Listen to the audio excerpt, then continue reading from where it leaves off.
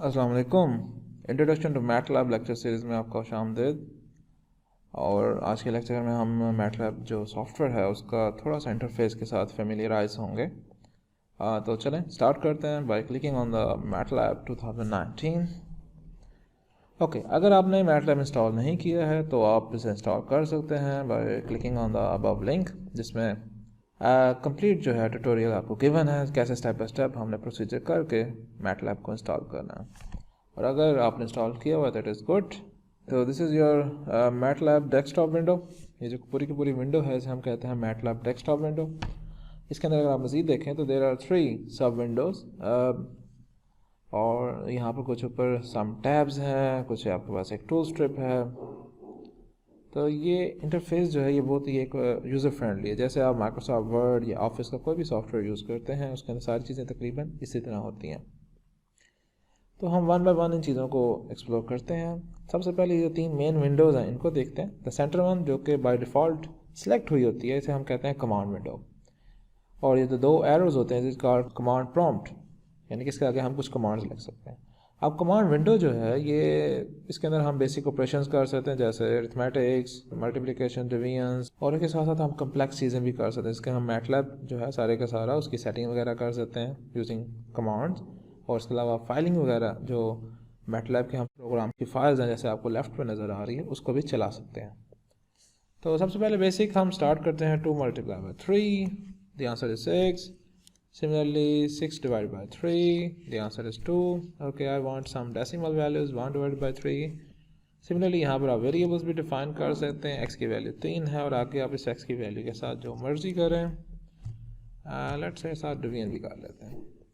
तो जैसे कि आप यहाँ पर देख रहे हैं कि मुझे यहाँ पर सिंपल जो हम कैलकुलेशंस कर रहे हैं जैसे कि हम कैलकुलेटर में करते हैं उसमें कोई परेशानी नहीं आ रही। उसके लिए मुझे कोई वेरिएबल्स वगैरह को डिफाइन नहीं करना पड़ रहा। जैसे मैंने यहाँ पर x की वैल्यू 3 लिखी, 3 आंसर आ गया। मुझे उसके जैसा एक बेसिक हम सी प्लस प्लस पढ़ते हैं उसके अंदर हमें वेरिएबल के साथ उसकी टाइप भी डिफाइन करनी पड़ती है।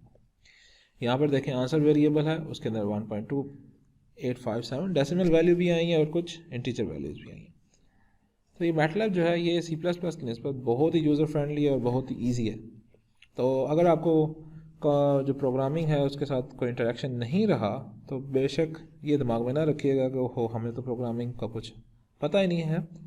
इट्स फाइन, इसके लिए कोई आपको प्री रिक्विजिट नहीं चाहिए, आप इसे बहुत आसानी से समझ सकते हैं। जस्ट आपको थोड़ी सी मेहनत ज़्यादा करनी पड़ेगी। ओके, तो ये सिंपल बेसिक ऑपरेशन से चलें हम ट्राई करते हैं कि वेरिएबल के अंदर हम कुछ डेसिमल वैल्यूज़ लिखें। तो लेट्स से 1/3, ये आंसर विल बी 0.33। अब आप इन 2 वेरिएबल्स को आपस में मल्टीप्लाई करें या डिवाइड करें, वट एवर आप इसके ऊपर ऑपरेशंस, अलजेब्राइक ऑपरेशंस जो हैं वो कर सकते हैं। ओके, तो अभी हम चूँकि इंट्रोडक्शन देख रहे हैं तो ये आपको मैंने कमांड विंडो की बेसिक्स बता दी। और जैसे ही हम कमांड विंडो पे कुछ चीज़ें लिख रहे थे अरिथमेटिक्स या वेरिएबल्स के साथ कुछ प्रोसीजर्स कर रहे थे, तो राइट स्पेस पे जो वर्क स्पेस है राइट साइड पे इसके अंदर भी चीज़ें अपीयर होती जा रही थी। तो this is the answer and the next is X and Y. तो जितने भी वेरिएबल्स होंगे जो कि आप कमांड विंडो में आइदर उन्हें डिफ़ाइन करेंगे या उसको कोई वैल्यूज़ असाइन करेंगे, वो सारे के सारे आपको वर्क स्पेस में नज़र आएंगे और आप इनकी वैल्यूज़ को देख भी सकते हैं, प्लस इनमें क्लिक भी कर सकते हैं। तो आपके पास एक वेरिएबल की जो विंडो है वो ओपन हो जाएगी जिसके अंदर आपको ये वैल्यूज़ आ रही। तो एक किस्म का स्प्रेडशीट टाइप आपको शो होगा, बिकॉज आप वेरिएबल को यहाँ तो हम स्केलर वैल्यूज़ ले रहे हैं लेकिन आप इसके अंदर रोज़ भी लिख सकते हैं और मैट्रिसेस भी बना सकते हैं। इट्स वेरी इजी, जैसे कि इसके नाम से ज़ाहिर है मैटलैब मैट्रिक्स लेबॉरेटरी, यानी कि हर चीज़ को हम मैट्रिसेस के हिसाब से देखते हैं। तो अभी मैं मज़ीद इसकी डिटेल में नहीं जाऊँगा चूँकि स्टेप बाय स्टेप हम इसे सीखेंगे। ओके, सिमिलरली यहाँ पर लेफ़्ट साइड पर आपको करंट फोल्डर जो एक विंडो है वो नज़र आ रही है। ये क्या बता रही है कि आप जितने भी प्रोग्राम्स वगैरह, जिस तरह हम सी प्लस प्लस में प्रोग्राम की फ़ाइल्स बनाते हैं इस तरह आप मैटलैब की जितनी भी फाइल्स बनाएंगे वो सारी की सारी इस करंट फोल्डर के अंदर जाएंगी। अब इस करंट फोल्डर का एड्रेस क्या है तो ये आप देख लें, ऊपर लिखा हुआ है कि सी के अंदर यूज़र, यूज़र के अंदर ओनर, ओनर के अंदर डॉक्यूमेंट को फोल्डर होगा और डॉक्यूमेंट के अंदर मैटलैब के फोल्डर होगा। इसके अंदर ये तमाम चीज़ें अपीयर हो रही हैं। और अगर आप यहाँ से पीछे चले जाएँ तो ये आपको उसके फोल्डर की चीज़ें बता देगा। तो आप इसे चेंज भी कर सकते हैं। आप इसे किसी दूसरे फोल्डर में सेव कर सकते हैं, इट्स अप टू यू। लेकिन बेस्ट यही है कि जो बाय डिफ़ॉल्ट सेलेक्ट हुआ है उसी को रहने दें, तो ये अच्छा रहेगा। क्योंकि मैटलैब ने हमेशा जब भी स्टार्ट होना है तो उसने बाय डिफ़ॉल्ट जो एड्रेस है वो इधर लिखा होगा, तो आपको फिर हर दफ़ा चेंज करना पड़ेगा। ओके जी, अब ऊपर चलते हैं तो ऊपर आपके पास एक 2 स्टेप शो हो रही है जिसमें 3 टैब्स हैं, होम, प्लॉट, एप्स। प्लॉट्स और एप्स को हम बाद में देखेंगे, सबसे पहले होम पे चलते हैं। ओके, इसके अंदर भी कुछ सेक्शंस बने हैं। तो सबसे पहले देखें, फाइल का सेक्शन अलग है, वेरिएबल्स का सेक्शन अलग है, कोड्स का सेक्शन अलग है, एनवायरनमेंट एंड रिसोर्सेज। तो ये हर सेक्शन के उसने जो भी मोस्टली यूज़ होती हैं चीज़ें, उनके टैब्स आपको उसने शो किए हैं। जैसे हमें हर दफ़ा नई फ़ाइल बनानी होती है तो we can use a new script file. उसके बाद आपने कोई डॉक्यूमेंट वगैरह ओपन करना है तो आप इधर से कर सकते हैं। आपने कोई फ़ाइल वगैरह ओपन करनी है तो आप इसका यूज़ कर सकते हैं। जैसे अगर आप इसको क्लिक करेंगे तो ये करंट फोल्डर को ओपन कर देगा, और अगर आपने इस फाइल को यूज़ करना है तो you can click on it, open, और ये आपके पास जो है उस फर्स्ट प्रोग्राम की फ़ाइल ओपन हो जाएगी। अब ये जिस विंडो में अपीयर हुई है इसको कहते हैं एडिटर विंडो, जिसके अंदर हम एडिटिंग करते हैं, प्रोग्राम को रिफ्रेशिंग करते हैं, डिफ़ाइन करते हैं, तो इट्स कॉल्ड एडिटर विंडो। ये सारी चीज़ें हम वन बाय वन देखेंगे। अभी हम जस्ट थोड़ा सा इंट्रोडक्शन कर रहे हैं कि ये सारी चीज़ें बटन्स हैं क्या। तो मोस्टली जो हमारी चीज़ें यूज़ होंगी it will be new script. अगर आपको नई फाइल बनानी है तो ये एडिटर विंडो में ओपन हो जाएगी। अनटाइटल, आप इसके अंदर कमांड्स लिखेंगे। जैसे मैं लिख लेता हूँ x is equal to 3, y is equal to 6 and s multiply by y। इसको हम सेव कर लेते हैं तो you have to press control S, और इसे हम लिख लेते हैं सेकंड प्रोग्राम। चलें, तो ये सेकंड प्रोग्राम यहाँ पर सेव हो गया। अगर आपने इसे रन करना है तो यहाँ पर देखें प्ले बटन बना हुआ है, आप इसे इजीली रन कर सकते हैं, और इसका जो भी आंसर होगा वो नीचे इधर कमांड विंडो में आ जाएगा, विच इज़ 18। चलें, बहरहाल ये तो मैंने आपको सिंपल एक बताया कि नई विंडो कैसे ओपन होती है। आप इसको सेव भी कर सकते हैं, मैंने कंट्रोल एस शॉर्ट की दबाई, या आप इसको इधर से सेव भी कर सकते हैं। ओके जी, तो अभी हम ये एडिटर का अलग से टैब बना हुआ जिसके अंदर सारी चीज़ें ये रन वगैरह हैं, हम इसको एक्सप्लोर करते हैं। पहले हम होम बटन को देख लेते हैं। ओके जी, आपने कोई फाइल वगैरह फाइंड आउट करनी है तो आप इधर इनको सिलेक्ट कर सकते हैं। तो मोस्टली जो दो चीज़ें हो रही हैं यूज़ फाइल के सब सेक्शन में, it is new script file and open. अब हम चलते हैं वेरिएबल्स की तरफ। वेरिएबल्स का ज़्यादातर जो काम है वो सारे का सारा हम कमांड विंडो में कर लेते हैं। हम जैसे वेरिएबल लिखते हैं, वेरिएबल डिफाइन हो जाते हैं, तो ये सेक्शन इतना ज़्यादा यूज़ नहीं होता। लेकिन मैं फिर भी आपको थोड़ा बहुत इसका बता देता हूँ कि आपने कोई न्यू वेरिएबल डिफाइन करना है तो आप इधर लिखें, यहाँ पर आ जाएगा जी, वेरिएबल के वैल्यूज़ लिखें 56, ओके फाइन। उसका नाम ज़ाहिर सी बात है लिखना है, लेट्स से अल्फ़ा। जैसे ही आप एंटर दबाएंगे देखें राइट जगह पर वर्क स्पेस के अंदर एक नया वेरिएबल डिक्लेयर हो जाएगा जिसके अंदर उसका नाम आ रहा है और उसकी वैल्यू आ रही है कि उसका क्या उसके अंदर न्यूमेरिकल वैल्यू को स्टोर किया गया, और 1 बाय 1 ये बता रहा है कि इट इज़ अ स्केलर, क्योंकि मैट्रिसेस में 1 बाय 1 जो होता है वो एक स्केलर वैल्यू होती है। और अगर आप एक रो के अंदर ज़्यादा मल्टीपल कॉलम वैल्यूज़ लिखेंगे, जैसे 1 बाय 3, तो ये आपके पास एक रो बन जाएगा। जैसा 2 बाय 3 है तो ये मैट्रिक्स बन जाएगा। ओके जी, इसके अलावा आप ओपन वेरिएबल कर सकते हैं। अगर हमें किसी वेरिएबल को ओपन करना है, उसकी एडिटिंग करनी है, this button is important, clear work space. अगर आप चाहते हैं कि ये वेरिएबल्स जितने भी हैं सारे के सारे डिलीट हो जाएं तो आप इधर क्लियर वर्क स्पेस को क्लिक कर सकते हैं। तो दिस इज़ इट। उसने यहाँ पर 2 मल्टीपल ऑप्शंस हैं विच इज़ वेरिएबल्स, और साथ है कि ऑल फंक्शन एंड वेरिएबल। ये आगे चीज़ें हम जाके पढ़ेंगे कि वेरिएबल्स के ऊपर हम फंक्शंस भी डिफ़ाइन कर सकते हैं। तो अभी जस्ट आप इसको क्लिक करें, वो आपसे पूछेगा कि भाई आर यू श्योर, और अगर आप चाहते हैं कि बार बार अपीयर ना हो तो आप इसको क्लिक कर सकते हैं। मैं आपको सजेस्ट ये करूँगा कि आप इसे क्लिक ना करें, ताकि अगर गलती से भी आपका बटन दब जाए तो एटलीस्ट आपके पास एक सेकेंड ऑप्शन मौजूद हो। तो ये सारे का सारा क्लियर हो गया, उसकी मेमोरी से अरेज हो गया, अब आप इसे दोबारा रिकॉलिंग नहीं कर सकते। Third section is code. ये जब कोड आएगा तो फिर हम देखेंगे। अभी जो है जस्ट आप इस बटन को देखें कि व्हाट इज़ क्लियर कमांड्स, तो आप इसके ऊपर कमांड विंडो को, अगर आपने कमांड्स को ख़त्म करना है तो you can select command window. Command history जो सारी के सारी हम ये चीज़ें लिख रहे हैं ये सारी के सारी किस में चली जाती हैं, मैटलैब इन्हें स्टोर कर लेता है, ये हिस्ट्री में चली जाती हैं।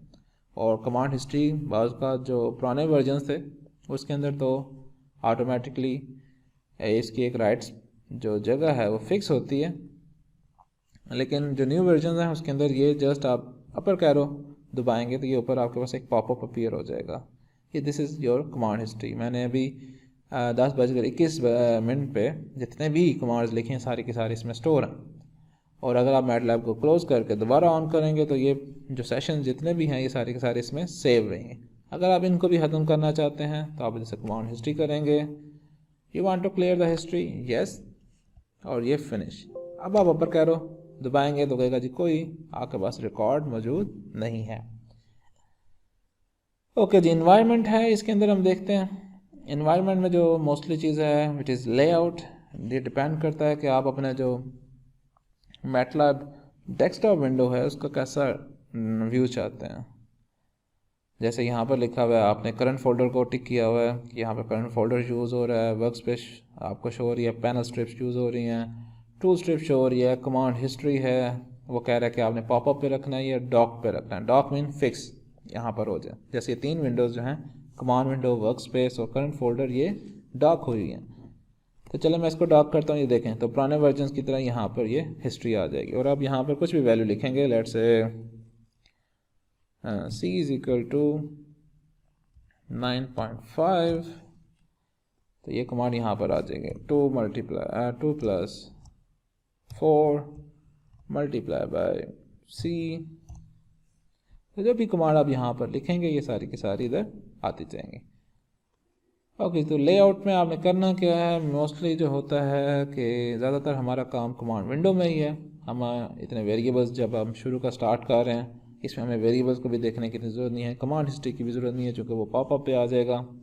द बेस्ट थिंग इज़ कि आप इसे पॉपअप पे कर दें। करंट फोल्डर हमें पता है जो एक फ़ोल्डर सेव हुआ, जब हम इसके अंदर फाइलिंग को सेव करेंगे, जब हम प्रोग्राम्स की फाइल्स बनाएंगे तो तब हम इसको देख लेंगे। तो एक तरीका तो यह है कि यहाँ से आप करंट फोल्डर को भी ख़त्म करें। The next is work space, इसको भी ख़त्म कर लें। ओके फाइन, तो ये आपके पास सिर्फ और सिर्फ कमांड विंडो आ जाएगी। और अगर आप चाहते हैं कि आपने मुख्तलिफ़ चीज़ें ख़त्म कर दी हैं, जैसे पैनल टाइल्स हैं, टूल स्ट्रिप है, वो सारा कुछ गायब हो गया, अब क्या करें? तो फिर जो हमारे पास एक ऑप्शन बचता है वो ये है कि आप ऊपर जाएँ, ये जो ब्लू स्ट्रिप आपको शो हो रही है इस पर राइट क्लिक करें, रिस्टोर टूल स्ट्रिप, और उसके बाद लेआउट में जाकर बाय डिफ़ॉल्ट कर दें। तो ये सारी चीज़ें जो पहले थी वो आपके पास वापस आ जाएंगी। और एक सेकंड वे ये है कि बजाय कि आप लेआउट से चेंज करें, आप हर जो विंडो है उसके ऊपर जो ये ट्रायंगल बनी हुई है इसके ऊपर क्लिक करें तो आपको मल्टीपल ऑप्शंस आ जाएंगे। आप इसे मिनिमाइज़ कर लें, इंस्टेड कि आप इसे ख़त्म कर दें आप इसे मिनिमाइज़ कर दें। It is good like this, ताकि अगर आपको कभी ज़रूरत पड़े आप इसके ऊपर क्लिक करें, ये दोबारा अपीयर हो जाएगा, और जैसे कि आप कमांड विंडो पे करेंगे ये दोबारा मिनिमाइज़ हो जाएगा। तो जैसे आप ये आम जो ब्राउज़र्स होते हैं, जैसे हम गूगल वगैरह यूज़ करते हैं, उसके अंदर मल्टीपल विंडोज़ हमने ओपन की होती हैं, तो उसको भी हमने मिनिमाइज़ किया होता है। That's like the same stuff. आगे जो है ये प्रेफरेंस वगैरह इसको रहने दें। ऐड ऑन्स हैं, अगर आपने कोई मज़ीद चीज़ें इसके अंदर टूल बॉक्स, जैसे हमने सिर्फ मैटलैब को इंस्टॉल किया हुआ है और जो सिंबॉलिक टूल बॉक्स है, 2 चीज़ें इंस्टॉल की हैं। अगर आप मज़ीद आपको कोई ज़रूरत है, आपको एडवांस चीज़ें करना चाहते हैं, मज़ीद टूल बॉक्स इस पर इंस्टॉल करना चाहते हैं, तो आप इसे क्लिक करके कर सकते हैं। नेक्स्ट इज़ रिसोर्सेज, ये बहुत इंपॉर्टेंट है, विच इज़ हेल्प।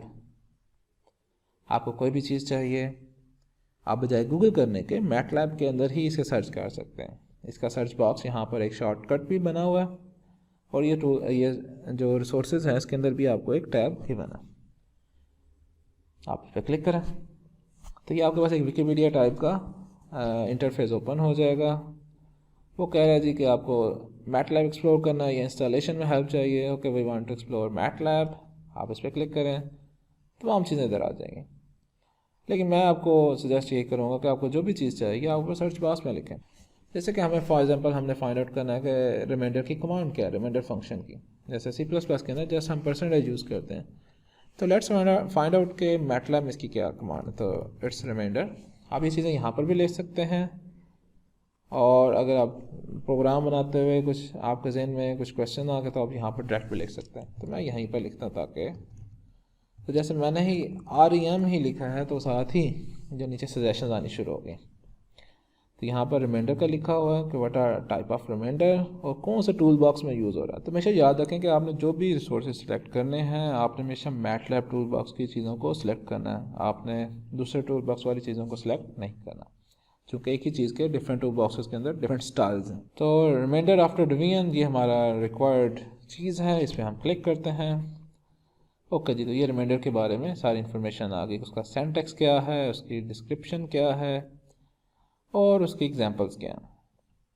तो इसके अंदर आप मज़ीद देख सकते हैं हर लिहाज से हमें एग्जांपल्स दी हुई हैं। ओके जी, command REM bracket A, B। अब what is A and what is B, उसकी डिस्क्रिप्शन हमें गिवन है कि returns the remainder after the division of A by B, यानी कि B जो है वो डिवाइज़र है और A जो है वो डिविडेंड है। आप इसकी एग्जांपल्स देख लें, जैसे A की वैल्यू 23 है, B की वैल्यू 5 है, तो REM जब आप लिखेंगे A एंड B तो इट विल बी वैल्यू 3। 5 4 पर 20, तो 3 जो है वो बाकी बच जाता है। तो हम यहाँ पर चेक कर लेते हैं REM, बजाय कि आप A और B को डिफाइन करें, A और B आर जस्ट वैल्यूज़, तो आप यहाँ पर वैल्यूज़ भी लिखते हैं 5, 2, यानी कि 5 को डिवाइड करना है 2 से, द रिमाइंडर इज 1। ओके जी, फाइन, ये हो गया हेल्प सेक्शन। अब ये जो ब्लू लाइन है, what is this, this is a shortcuts. जैसे कि आप वर्ड के अंदर आपने जो चीज़ें ज़्यादातर यूज़ करते हैं उनको आप ऊपर लेफ़्ट कॉर्नर पर उनके टैब्स को फिक्स कर लेते हैं। इसलिए यहाँ पर भी आप चीज़ों को फिक्स कर सकते हैं। तो दीज आर द ऑप्शन कि इसमें हमने क्या क्या चीज़ें रखी हैं। The first one is a save, the second is cut, copy, paste, undo, redo, यानी कि आप जो चीज़ें कर रहे हैं उनको आप अंडू और रीडो भी कर सकते हैं। जैसे v इज इक्वल टू 0, ये मैंने एंटर कर दिया। जैसे दोबारा लिखता हूँ y इज इक्वल टू, तो ये रीडो का ऊपर ऑप्शन आ गया। आप इसे अंडू करें, ये फिनिश हो जाएगा। पीछे जाना है तो it is b and again, और आगे जाना तो आप चीज़ों को लेकर चल सकते हैं। हेल्प सेक्शन इसके अंदर आ जाएगा, इसको आप अपनी मर्ज़ी से जो भी चीज़ें करनी हैं आप कर सकते हैं। इसके अलावा ऐसे मज़ीद आप कस्टमाइज़ भी कर सकते हैं कि इसमें आप कौन कौन सी चीज़ें ऐड करना चाहते हैं। आप होम से कुछ चीज़ें ऐड करना चाह रहे हैं, तमाम ऑप्शन इधर मौजूद हैं। ओके, अब जहन में तो ये आता है कि भाई कि नीचे टू स्ट्रिप में सारी चीज़ें मौजूद हैं, तो फिर ये पर शॉर्टकट्स में रखें। वो इसलिए कि ज़्यादातर जो लोग हैं वो टू स्ट्रिप को भी मिनिमाइज़ कर देते हैं, तो जो मोस्टली कमांड यूज़ हो रही हैं वो इधर ऊपर फिक्स होती हैं। तो इंस्टेड के वो टू स्ट्रिप को यूज़ करें, वो फिर इस शॉर्ट जो कोड उन्होंने फिक्स किए हुए हैं उनको यूज़ कर लेते हैं। तो ये आपके ऊपर है, हमें इतनी अभी एडवांस लेवल पर नहीं जाना, तो हम तो इधर से स्टार्ट करते हैं और लेट्स से हम डिफ़ॉल्ट से स्टार्ट करते हैं। चलें जी, अब हम चीज़ों को पढ़ते हैं। सबसे पहले कमांड विंडो में बहुत ज़्यादा रश हो गया हुआ है, ये सारी चीज़ें 1 बाय 1 आ रही हैं, हम इनको क्लियर कर देते हैं। वो कैसे करना है, ये ऊपर हम कोड के सेक्शन में जाएंगे और command window and finish. Fine, work space को भी मैं ख़त्म करना चाहता हूँ, तो मैं यहाँ से जाऊँगा, this is command history. Okay, work space को क्लियर करना है, हम वेरिएबल्स में जाएंगे क्योंकि इसका ताल्लुक वेरिएबल से है। This will be clear. Okay, तो ये एक मुख्तसर सा तारुफ था मैटलैब डेस्कटॉप विंडो इंटरफेस का। अब हम step by step her section को डिटेल में डिस्कस करते हैं। The first one is command window. जैसा कि आपको बताया गया, कमांड विंडो को हम बेसिक कैलकुलेटर के तौर पर भी यूज़ कर सकते हैं, तो उसी से स्टार्ट करते हैं। So this 2 arrows it is called command prompt, और जब भी आपने कोई कमांड वगैरह लिखनी होती है इन 2 एरोज के आगे लिखी जाती हैं। तो लेट्स से बेसिक अरिथमेटिक्स 4+5। तो जैसे ही हमने एंटर प्रेस किया, मैटलैब ने बैक एंड पर इसकी कैलकुलेशन की और रिजल्ट जो है वो हमें डिस्प्ले कर दिया। अब रिजल्ट का फॉर्मेट क्या है, रिजल्ट का फॉर्मेट में हमेशा आपको लिखा आएगा आंसर, उसकी शॉर्ट फॉर्म है ANS इक्वल टू, और जो भी आपका रिजल्ट होगा वो आगे नेक्स्ट लाइन में लिखा जाएगा। अब हम कोई और ऑपरेशन कर लेते हैं। Let's say multiplication. मैटलैब में मल्टीप्लिकेशन के लिए स्टार यूज़ होता है। 5 मल्टीप्लाई बाय 9, तो आवर रिजल्ट इज़ 45। जैसा कि आप देख रहे हैं कि कमांड्स के साथ ये जो कमांड प्रॉम्प्ट है ये शो हो रहा है, और बाकी जो आंसर्स वगैरह जो हमारे रिजल्ट्स हैं उनके साथ ये शो नहीं हो रहा। हम मज़ीद कुछ ऑपरेशंस करते हैं। लेट्स इन्वॉल्व सम पावर 2 की पावर 3। अब मैटलैब के अंदर पावर के लिए स्पेसिफिकली एक सिंबल डिज़ाइन किया गया विच इज़ कैप, और इसको कैप को आप इस्तेमाल कर सकते हैं बाय प्रेसिंग शिफ्ट एंड 6। चूँकि मैथमेटिक्स के अंदर पावर का बहुत ज़्यादा इस्तेमाल है just like addition and subtraction, तो मैटलैब ने इसके लिए एक सिंबल डिज़ाइन कर दिया हुआ। जैसे कि बेसिक प्रोग्रामिंग लैंग्वेजेस में ऐसा नहीं है, उनके लिए पावर फंक्शन हमें यूज़ करना पड़ता है, तो यहाँ पर हमें इसकी ज़रूरत नहीं है। अब थोड़ा बहुत ब्रैकेट्स का हम देख लेते हैं इस्तेमाल, तो वो कर लेते हैं। Bracket 2 asterisk 3 minus 2 divided by 6 and the answer is this. Okay मैंने गलती से 5 लिख दिया। अब कोई हमारे से मिस्टेक हो जाए then what should we do. एक तरीका तो यह है कि दोबारा से कमांड लिखें, क्योंकि कमांड विंडो के अंदर आप प्रीवियस कमांड्स की एडिटिंग नहीं कर सकते। जैसे कि मैंने यहाँ पर कर्सर दबाया, मैं बैक स्पेस दबा रहा हूँ, कुछ भी नहीं हो रहा, सीधा जो मेरा कर्सर है वो दोबारा जो न्यू लाइन है उसकी तरफ चला जाएगा। अगर मैंने अपनी कमांड को सही करना, जैसे मुझे 6 चाहिए था 2 डिवाइड बाई 6, तो इसका सबसे बेस्ट जो तरीका है वो यह कि आप अपर एरो कीबोर्ड से प्रेस करें, आपके पास जो कमांड है प्रीवियस वो आ जाएगी, और उससे पहले जितनी भी कमांड्स आपने टोटल मैटलैब सेशन के अंदर पुट की हैं तमाम की तमाम आ जाएगी। तो ये जो आपके पास एक डायलॉग बॉक्स ओपन हुआ है या पॉपअप अपीयर हुआ है, it is called command history. इसके अंदर जब से आपने मैटलैब स्टार्ट किया हुआ है, आप बेशक इस्तेमाल करने के बाद बंद कर दें, फिर नए से अगले दिन इस्तेमाल करें, जितनी भी कमांड्स होंगी सारी की सारी इसके अंदर सेव होंगी विद डेट। ये जैसे आज का सेशन लिखा हुआ है, चूँकि हमने स्टार्ट किया है, इससे प्रीवियस सेशन में कोई कमांड्स वगैरह नहीं है, तो 2/12/2021, तो इसकी आज के दिन की जितनी भी कमांड्स होंगी वो सारी की सारी इसमें सेव होती जाएंगी। अब हमने करना कैसे, इसको आप अपर एंड लोअर एरो से कर सकते हैं नेविगेट, और नेविगेट करते हुए जो स्टार आपको नज़र आ रही है बता रहा है कि कौन सी करंट कमांड को आप एग्जीक्यूट कर सकते हैं। तो जैसे हमने अब एडिटिंग करनी थी 2 डिवाइड बाई 6, तो जस्ट आप इसके अंदर बैक स्पेस दबाएं, इधर 6 करें एंड फाइन। और अगर आप चाहते हैं कि आप प्रीवियस कोई कमांड दोबारा एंटर करना चाहते हैं, तो जस्ट आप उस स्टार को उस कमांड पर लेकर जाएं और एंटर प्रेस करें, ऑटोमेटिकली आपका रिजल्ट आ जाएगा। तो ये तो बात होगी करेक्शन की।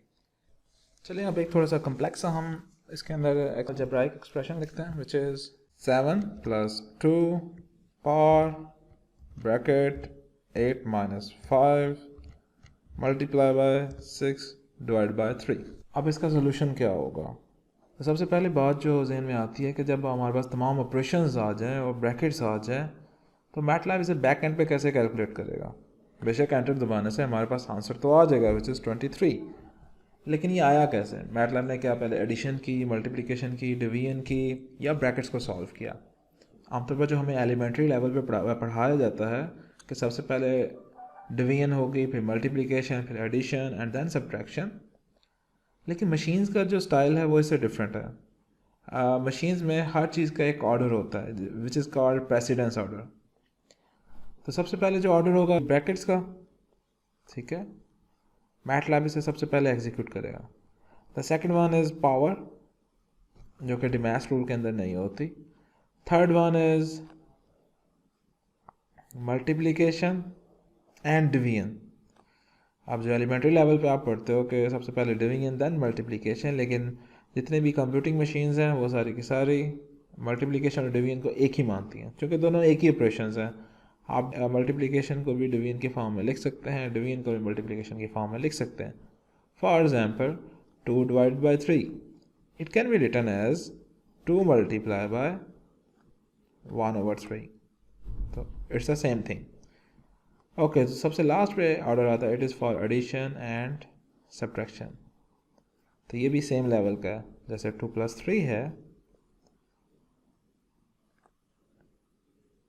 ये चले 2 - 3 है, it can be written as 2 + -3। चलिए ये ज़रा सिंपल हो गया। अब जब ये चीज़ें आ गई हमारे पास, तो अब हम देखते हैं कि ये वाला जो हमने एग्जीक्यूशन की है अलजेब्राइक एक्सप्रेशन की, इसको कैसे सॉल्व करता है मैटलैब, और कैसे आंसर जो है वो 23 आया है। तो सबसे पहले जो है उसने ब्रैकेट को सॉल्व किया होना, क्योंकि जो ब्रैकेट्स हैं इनका लेवल सबसे ग्रेटर होता है, and we will get back end पे 2 power 3 multiply by 6 divide by 3। तो this is our first step, and the next is the second one. उसके अंदर ये पावर चूँकि आ रही है तो पावर एग्जीक्यूट होगी, तो 2 की power 3 it is 8 multiply by 6 divide by 3। Now और थर्ड स्टेप, तो चूँकि यहाँ पर मल्टीप्लिकेशन आ रही है, डिवीजन आ रही है, लेकिन इनका तो सेम ऑर्डर है, तो अब मैटलैब क्या करेगा? तो जब आपके पास ऐसे ऑपरेशंस आ जाएं जिनका सेम ऑर्डर है, तो फिर हमेशा तमाम प्रोग्रामिंग लैंग्वेजेस के अंदर left to right rule use होता है, यानी कि जो लेफ्ट साइड में सबसे पहले आएगा वो एग्जीक्यूट होगा। तो मैटलैब इसी को फॉलो करता है। तो we will have 48 and then divide by 3। तो फोर्थ स्टेप में आपके पास आ जाएगा 48 डिवाइड बाय 3 इट इज़ 16, और सबसे लास्ट पे addition which is 23। So that's it. तो मैटलैब के इस असूल को समझना सबसे इम्पॉर्टेंट है कि what is the precedence order और कैसे ये कैलकुलेशंस होती हैं और किन जगहों पर आपको फिर ब्रैकेट लगाने की ज़रूरत है। तो चलें कुछ एग्जांपल्स कर लेते हैं। सबसे पहली एग्जांपल है 3 multiply by 4 minus 2 whole divide by 5। अगर तो हम मैटलैब में इसको सेम एज इट इज़ लिखते हैं लाइक दिस, 3 मल्टीप्लिकेशन की जगह पर आपको पता स्टैटिक लगाते हैं, देन 4 माइनस 2 डिवाइड बाय 5। तो इसका आंसर गलत आएगा, बिकॉज इसका आंसर आना चाहिए था 2। इसकी वजह यह है कि सबसे पहले मैटलैब ने जो है अपना जो प्रेसिडेंस ऑर्डर उसके लिहाज से कैलकुलेशंस किए हैं। तो सबसे पहले क्या होगा, मल्टीप्लिकेशन होगी 3 मल्टीप्लाई बाय 4, देन उसके बाद अब आगे क्या हो जाएगा 3 मल्टीप्लाई बाय 4 12। अब नेक्स्ट आ रहा है माइनस एंड डिवीजन। तो प्रेसिडेंस ऑर्डर जो है वो डिवीजन का ज़्यादा है, इसलिए पहले वो डिवाइड कर देगा 2 डिवाइड बाय 5। लेकिन हमें ऐसा नहीं चाहिए, हमें तो चाहिए न्यूमिनेटर के अंदर 3 मल्टीप्लाई बाय 4 माइनस 2, ये सारे का सारा पहले कैलकुलेट होना चाहिए, फिर इस होल का जो भी आंसर होगा उसको हमने 5 से डिवाइड करना है। तो इस चीज़ के लिए हमें ब्रैकेट लगानी पड़ेगी, 3 multiply by 4 minus 2 bracket close. अभी हमने न्यूमिनेटर को बिल्कुल अलहदा कर लिया, ये पहले कैलकुलेट होगा अलहदा से, and then divide by the denominator.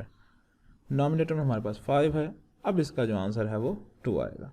तो हमेशा याद रखें जब भी रेशोज़ हों तो आपको न्यूमिनेटर और डिनोमिनेटर को अलहदा करना होगा। अगर न्यूमिनेटर में एक से ज़्यादा एक्सप्रेशंस हैं आप उसके गिर्द ब्रैकेट लगा लें, और अगर डिनोमिनेटर में भी एक से ज़्यादा एक्सप्रेशंस हैं तो फिर उसके गिर्द भी ब्रैकेट लगा लें, वरना डिवीजन जो है चूँकि इसका प्रेसिडेंस ऑर्डर एडिशन और सब्ट्रैक्शन से ज़्यादा होता है, इसलिए पहले एग्जीक्यूट होकर आपको गलत आंसर देगी। चलें एक मज़ीद थोड़ी सी कम्प्लेक्स एग्जांपल कर लेते हैं, वो भी रेशो से रिलेटेड ही है। It is 4/5 minus 9 plus 2.5 divide by 7, and this whole expression is divided by 3 multiply by 6.5। अब इसके अंदर 3 रेशोज़ आ गई हैं। तो रूल इज़ सिंपल, न्यूमिनेटर को पहले अलहदा लिखें एंड देन डिनोमिनेटर। अगर न्यूमिनेटर में मज़ीद डिवीजन्स आ रही हैं नो प्रॉब्लम, ब्रैकेट लगाते जाएं।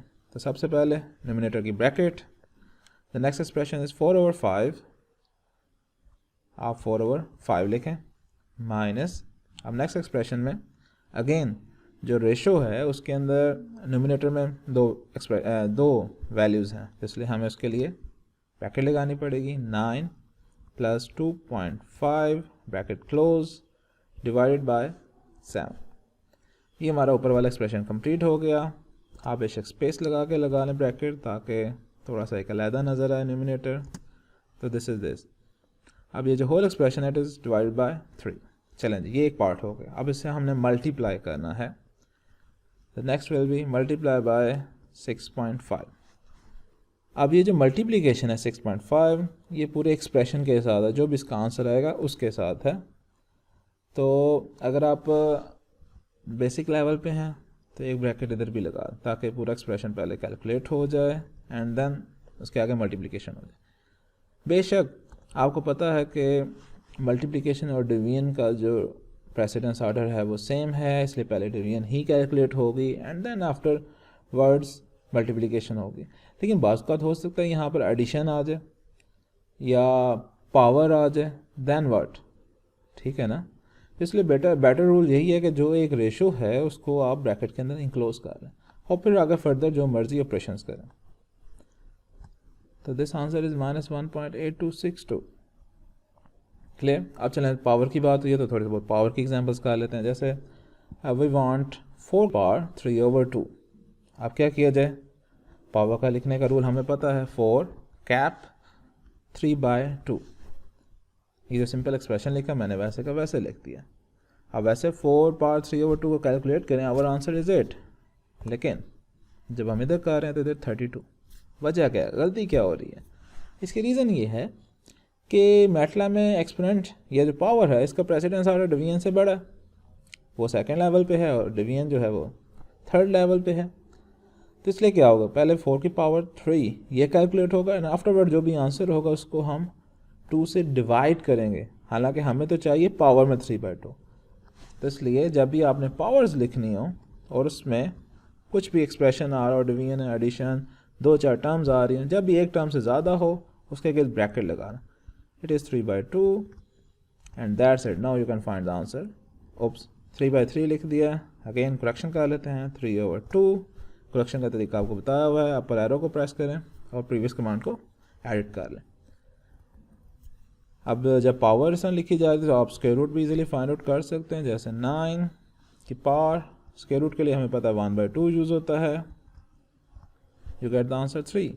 और ज़रूरी नहीं कि पावर आपने रेशो की फॉर्म में लिखनी है, अगर आप उसे डेसिमल फॉर्म में भी लिखेंगे it give the same answer 0.5, the answer is 3।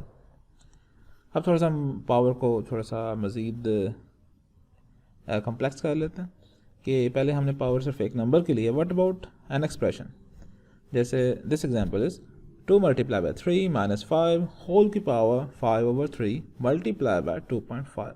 अब क्या किया जाए, तो फर्स्ट रूल क्या है कि पावर आ रही है और जिस एक्सप्रेशन के ऊपर आ रही है उसके ब्रैकेट लगा रहे हैं, that is 2 bracket 2 multiply by 3 minus 5 bracket close power.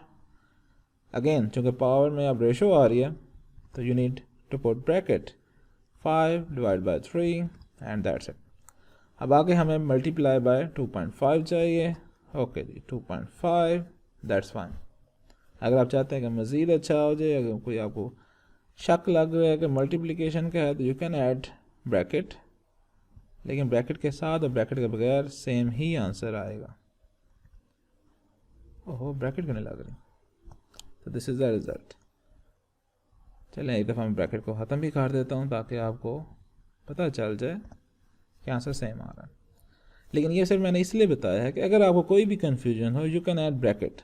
जैसे जैसे फिर आप प्रैक्टिस करते जाएंगे आपको चीज़ें थोड़ा सा ज़्यादा आसान होना शुरू हो जाएंगी, फिर आप इसे इस तरह भी कर सकते हैं। वैसे ब्रैकेट्स का इस्तेमाल जितना कम किया जाए इट इज़ बेस्ट। अब लास्ट में हमने रेशोज़ को देख लिया, हमने पावर्स को देख लिया, इनकी कोई एक कंबाइन फॉर्म बनाते हैं, थोड़े से ट्रिकी वन, और इसकी प्रैक्टिस आपने करनी है साथ साथ। ओके, द एग्जांपल इज 5 की power 3.5 divide by 2। Okay, power में डिवीजन है, minus 3 multiply by 7 whole divide by 17 की power 7/2 and this whole expression minus 3/4 whole power 7/3।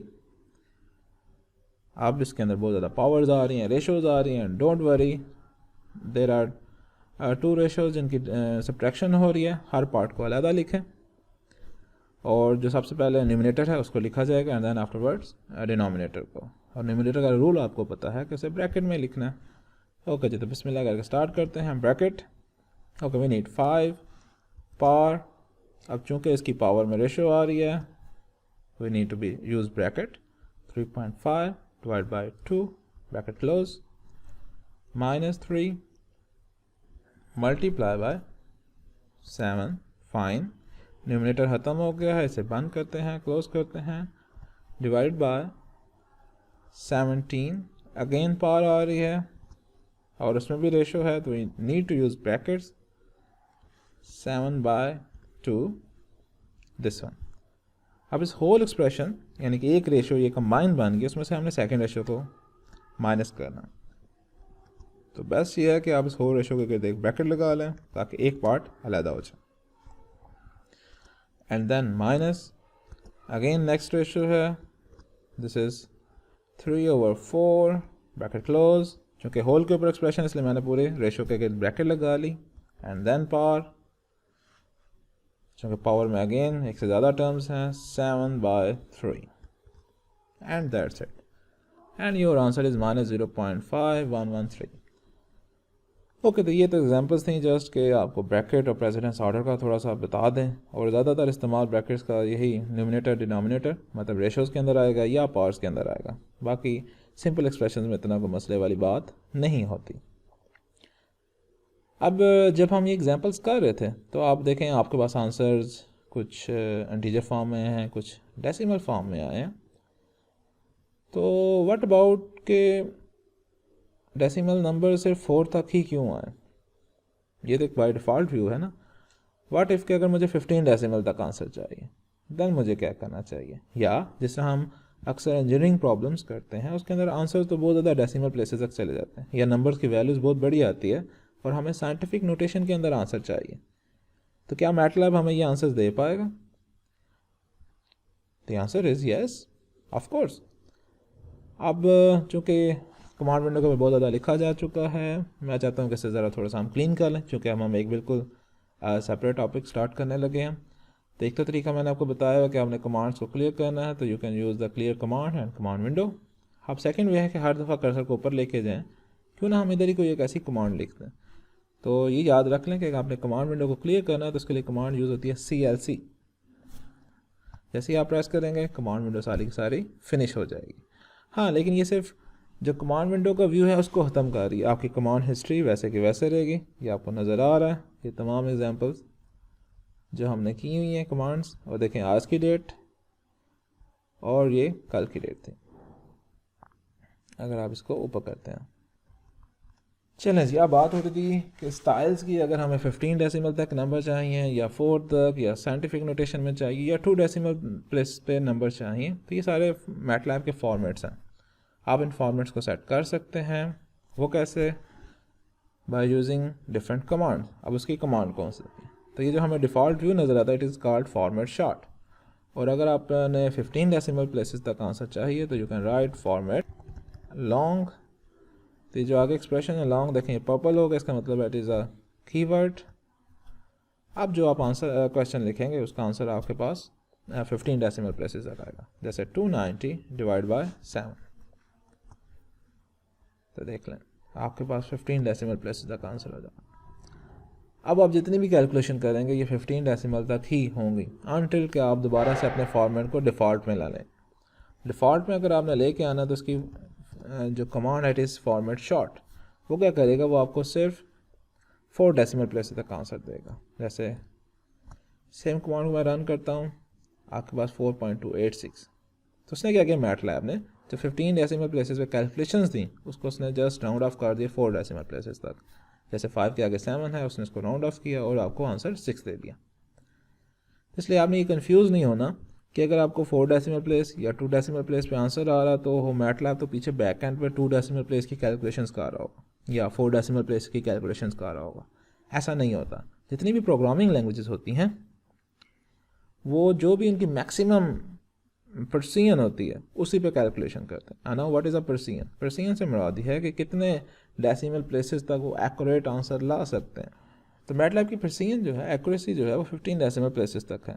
आप इसको अगर जितने भी फॉर्मेट करेंगे use, that will be short और लॉन्ग, तो उसको राउंड ऑफ कर देगा। ओके, हम नेक्स्ट चलते हैं कि अगर हमें 2 डेसिमल प्लेसेस तक आंसर चाहिए तो we can use format bank, चूँकि बैंक के अंदर 2 डेसिमल प्लेस तक ही होता है। आप अपने बैंक अकाउंट चेक कर लें, बट अगर 2 डेसिमल प्लेसेस ही होते हैं तो whenever we enter the format bank, दोबारा से कैलकुलेशन करते हैं, वो आपको आंसर दे देगा 2 डेसिमल प्लेस तक। हम मज़ीद चलते हैं कि what about the scientific notation, then क्या होगा? तो उसके लिए सिंपल है कि अगर आपको 4 डेसिमल प्लेसेस तक चाहिए लेकिन साथ साइंटिफिक नोटेशन की चाहिए, you can press E. Now the answer will be a little bit different. Okay, 290 था, मैंने 270 लिख दिया गलती से। चल अब ये देखें 4.1429 ई की पावर 1। अगर आप दिस वन ई आपके कैलकुलेटर्स में अगर आप साइंटिफिक नोटेशन में करें तो वो 10 लिखा होता है, जबकि मैटलैब में जो 10 की नोटेशन है वो ई से ज़ाहिर होती है। तो ये आपने ई वो नेचुरल एंटी लॉग नहीं समझना, ये यहाँ पर जस्ट 10 की पावर 1 शो कर, यानी कि द बेसिक आंसर इज़ 41.4 29। तो मैटलैब में जो है पावर के लिए 10 की पावर के लिए ये सिंबल यूज़ होता है ई। तो इसे आप काइंडली ना कंफ्यूज करना एंड नेचुरल एंटी लॉन्ग से। सिमिलरली अगर आप 15 डेसिमल प्लेसेस पे भी साइंटिफिक नोटेशन चाहते हैं तो you can use format short format long e and let's check the again answer. तो देखें वही आंसर आया दिस वन। तो ये डिफरेंट फॉर्मेट्स थे जिसके अंदर हमें 4 और 15 डेसिमल प्लेसेस का बताया गया है। नेक्स्ट जो अभी क्वेश्चन पैदा होता है कि what if I want 10 decimal places, 5 decimal places, 7 decimal places. तो क्या कोई ऐसा तरीका है जो कि यूज़र के लिहाज से डेसिमल प्लेसेस को फिक्स करता है? तो मैटलैब में बिल्कुल ये सहूलत मौजूद है एंड जब हम इसके स्टेटमेंट की प्रिंटिंग सीखेंगे तो उसमें ये चीज़ें हम ज़रूर अप्लाई करेंगे। लेकिन अभी चूँकि हम बेसिक इंट्रोडक्शन को कर रहे हैं तो इसलिए अभी इसी को लेकर चलते हैं और नेक्स्ट ये चीज़ें बिल्कुल हम अप्लाई करेंगे। अब मज़ीद ये है कि अगर आप चाहते हैं कि आपकी कमांड विंडो में ज़्यादा से ज़्यादा कमांड्स आ जाएँ और ये जो ये एक्स्ट्रा स्पेसेस आ रही हैं अगर इसको हम शॉर्ट कर लें तो ज़्यादा जो कमांड्स हमें शो हो सकती हैं। तो अगर आप ऐसा चाहते हैं तो ये काम भी हो सकता है बाय यूजिंग फॉर्मेट कॉम्पैक्ट। तो जैसे ही आप फॉर्मेट कॉम्पैक्ट करेंगे तो अब जो मैं आंसर लिखूंगा 290/7 इसमें स्पेसेस नहीं आएंगी, जबकि अगर आप प्रीवियस देखें ये स्पेसेस इधर मौजूद हैं। अब नेक्स्ट आप जो भी कैलकुलेशंस करेंगे वो सारी की सारी कॉम्पैक्ट फॉर्म में आएंगे, उनमें कोई एक्स्ट्रा स्पेस नहीं आएगी। और अगर आप चाहते हैं कि दोबारा से जो डिफ़ॉल्ट व्यू है उसमें चले जाएं, थोड़ा सा आंसर में एक स्पेस के बाद आपके जो भी रिज़ल्ट है वो शो हों, तो you can use the format loose. Again 290/7। अब देखें यहाँ पर स्पेसेस आ गए हैं। तो ये आपके ऊपर डिपेंड करता है कि आप इसको यूज़ करते हैं जो आपको अच्छा लगे।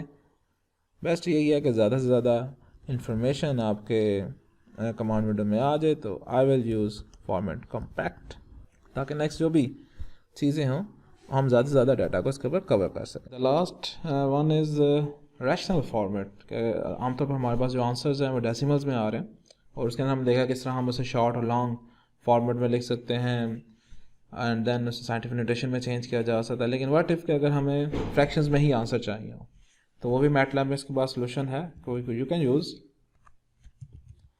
Format rational and this is RAT।